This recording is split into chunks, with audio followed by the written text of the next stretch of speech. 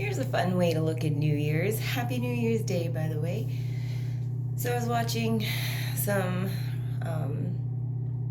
reels yesterday about people's 2023s. I love when people make those wrap-up videos for the year, and you get to see what they did and how much fun they had and the different experiences and what they learned. And it was lovely.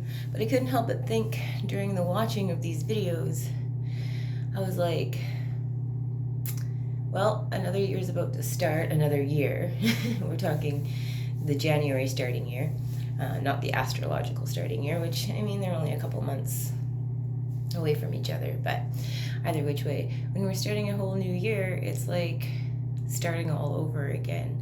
Like, nothing changes. Time doesn't change. We change. We're the ones that make the experiences happen, make every day count. Another 365 days of opportunities beckoning at our doorstep right now. And that's that's a really exciting way to look at things, actually, I feel. Instead of like, another year, and you can pack that whole year together as just one thing, instead of looking at it kind of like those highlight reels, like this is really exciting to see what opportunities and experiences are going to come our way, instead of like forcing them in. Yes, we have our goals and spaces we want to work to, but in the interim of getting to those goals and those spaces, there's so much that happens in the unfolding of that we are not privy to because we're so focused on the goal or so focused about getting through it that we don't get to stop and enjoy all the little things. And I know it's very cliche, and like my child said last night, you sound like Tumblr, Mom. But it was funny because I got it. Last night we were out watching fireworks, and I wanted to get my kids. It was really cool because the fireworks are going off and they were beautiful. My kids are trying to take pictures with their new Polaroid cameras of each other in front of the fireworks, and I was like, ooh, Inception. I'll take a video of them taking a video of that. I thought it was really cool. And I'm doing it, and then whatever, their thing wasn't working out, and they started arguing, and I stopped videotaping them, and I started taping the fireworks. But my camera seemed blurry, so I put my phone down, and I just stood there and watched the fireworks. And they were amazing. And the more I watched, the more in tune I came into my surroundings. So I noticed that my children were not having the best of times, and it didn't matter what I said or did. So, I'm just letting them work it out, and they went back to the car and But next door to us, there was this lady and her two kids, and these two little guys were just running around and loving it, having a good time. I brought noisemakers and gave some to my friends on the other side of us.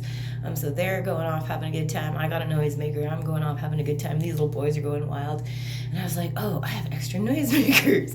I should go see if their mom would be okay with them having noisemakers. So I brought them over, asked the mom, I'm like, do you want at your own risk kind of thing? And she was all about it. As soon as those little boys got those noisemakers, oh my God, it just amplified their excitement even more. Next thing you know, like my friends over there are dude, and these little boys are dude, and I'm dude, and we sound like geese. It was really funny, like excited, celebrating geese.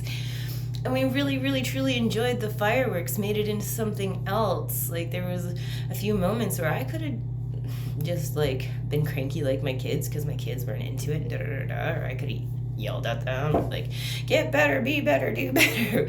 But no, that's not where we were. I was like, okay, I see that this is not working for you, and I see it doesn't matter how a person spins it, you just want to be in the space of it not working for you, and that's okay. So you go do you, and I'm going to try and maintain what I got going on here, which is great, and I did, and then added to the element. So it actually was a lot of fun, and I don't know, that's kind of what made me think of this whole being present in the present. I mean, there are so many layers. You're like, yeah, I'm present. Are you though? It's kind of like when you got your phone and you're talking to your kid, are you really present, right? Even if you have your phone in your hand and you're talking, are you really present? Because you might be thinking about wanting to check your phone. Like the levels of listening, they do go deep.